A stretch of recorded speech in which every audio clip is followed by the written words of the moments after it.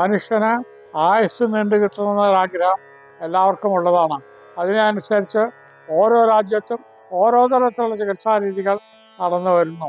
അതിൽ ഭാരതത്തിൽ ആയുർവേദത്തിനാണ് പ്രാധാന്യം ഉണ്ടായിരുന്നത്, അല്ലെങ്കിൽ ഇപ്പോഴും ഉള്ളത്.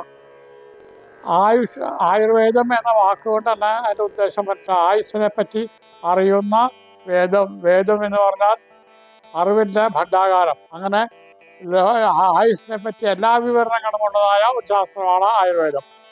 ഈ ആയുർവേദം തന്നെ ചികിത്സാ രീതി അനുസരിച്ച് 3 തരത്തിലായിട്ട് വെച്ചിട്ടുണ്ട്. 1 മാനുഷിക ചികിത്സ, 2 ദൈവിക ചികിത്സ, 3 ആസുരി ചികിത്സ.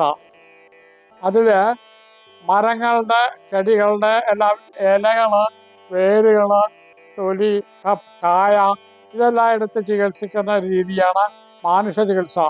ആ മാനുഷിക ചികിത്സയാണ് ഇന്ന് കേരളത്തിൽ അധികം പ്രചരിച്ചുകൊണ്ടിരിക്കുന്നത്. ദൈവിക ചികിത്സ എന്ന് പറയുന്നത് ഖനിജദ്രവ്യങ്ങൾ എടുത്ത് ഔഷധമാക്കി അത് രോഗിക്ക് കൊടുത്ത് ചികിത്സിക്കുന്നതാണ് ദൈവിക ചികിത്സ. അത് വടക്കേ ഇന്ത്യയിൽ വളരെ പ്രധാനപ്പെട്ട ഒന്നാണ്. അതിൻ്റെതായ ചില ഗുണങ്ങളുണ്ട്. പിന്നെ ആസുരി ചികിത്സ എന്ന് പറയുന്നത് ശസ്ത്രങ്ങൾ ഉപയോഗിച്ച് കീറുക, ആചാരി സെക്ഷൻ, അത് ആസുരി ചികിത്സ. ഇങ്ങനെ 3 തരം ചികിത്സകളാണ് ഇന്ന് നിലവിലുള്ളത്. പിന്നെ ഇതിൻ്റെ വേറൊരു ഭാഗം ചില ആളുകൾ ആയുർവേദത്തിന് നാട്ടു ചികിത്സ എന്ന് പറയും. നാട്ടു ചികിത്സ അല്ല.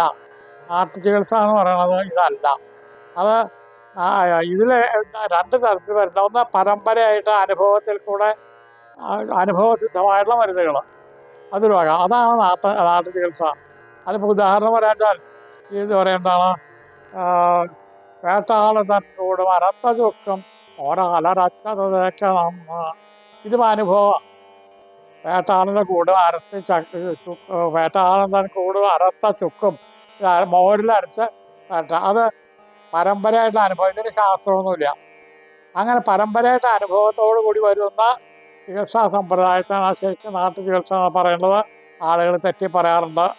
തെറ്റിയിട്ടാണ് പറയണത് നാട്ടു ചികിത്സ ആണ് ആയുർവേദം. ആയുർവേദത്തിന് അങ്ങനെയല്ല. ആയുർവേദത്തിന് ശാസ്ത്രഭാഗമുണ്ട്. അതിൻ്റെ ശാസ്ത്രം അനുസരിച്ചുള്ള ചികിത്സയുണ്ട്.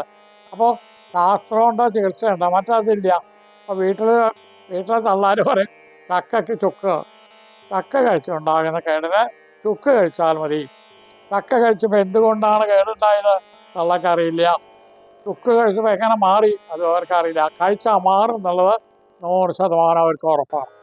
ഇതാണ് നാട്ടു ചികിത്സ ചെയ്യുന്നത്. അല്ലാണ്ട് ഈ ആയുർവേദമായ നാട്ടു ചികിത്സ അല്ല.